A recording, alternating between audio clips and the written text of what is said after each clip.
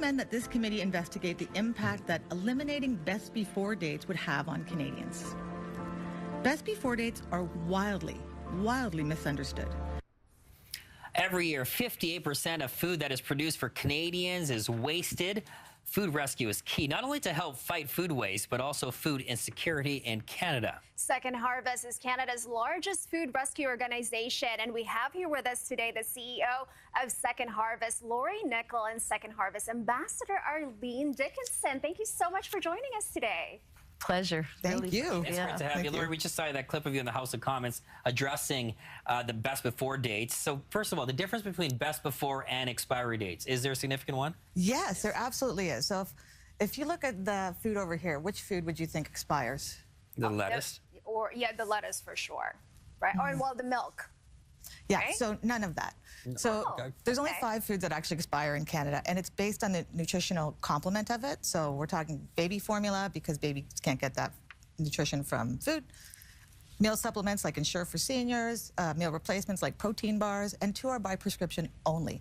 The rest are best before dates.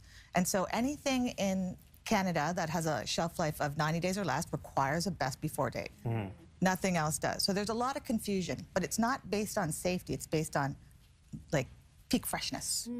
So good. So you're saying when the lettuce is not expiry, there's use for that after the best before date expires? Well, lettuce shouldn't really have a best before date at all, to be honest. Yeah.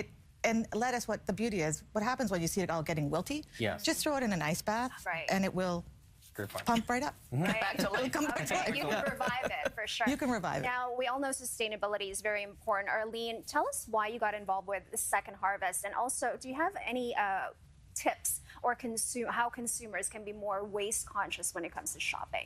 Yeah, absolutely. Well, first of all, Second Harvest is such a vital organization. They're doing so much good work to make sure people are both taken care of, and also that there is a venue and a place for food waste to have a place to go. So if there is something that people don't want, Second Harvest can actually help distribute that, make sure that it gets used properly.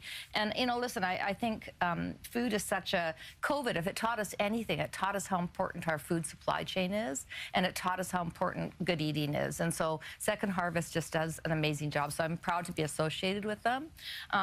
You know, relative to what consumers can do, you know, think about, you know, does the apple really need to be perfect to eat? Does it really need to look really great? No, the same nutritional value in one that doesn't look as good as the other one. You can think about packaging, what you're buying, whether or not it has a lot of extra packaging.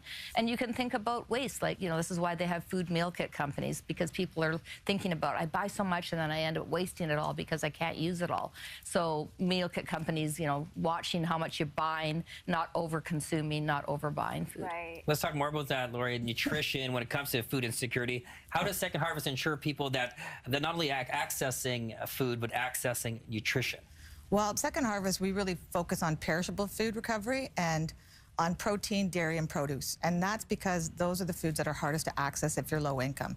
So that's the food we're rescuing the most.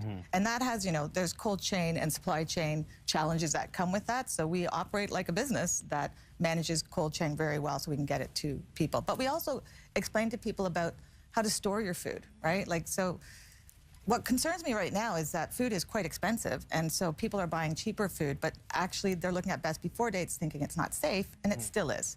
So there's something you can do with that milk after the best before date. Even if it starts to go sour, you can turn it into yogurt. So just trying to give tips to people so that they can elongate that life and the nutrition that's in it. And Arlene, businesses, tell us the importance of businesses and how they can play a role in fighting food waste and food insecurity in Canada. Number one thing is they can partner with organizations like Second Harvest. You know, I mean, partner with somebody and help amplify the voice they have and the role that they play in making sure that people have access to good food. The second thing they can do is they can think about the things that they're purchasing and making sure that there isn't any waste and that they're not over inventorying goods. So over inventory is actually another sign of food waste, right? You're buying too much, you're storing it, so they can think about things like that. And they can just be better citizens relative to where they're buying from. Right. To wrap up really quick, so you said sour milk. What should we do to keep sour milk longer? Well, sour milk, what you can do to turn it into yogurt is you just have to heat it to 150, buy some yogurt starter, and cool it to 105, and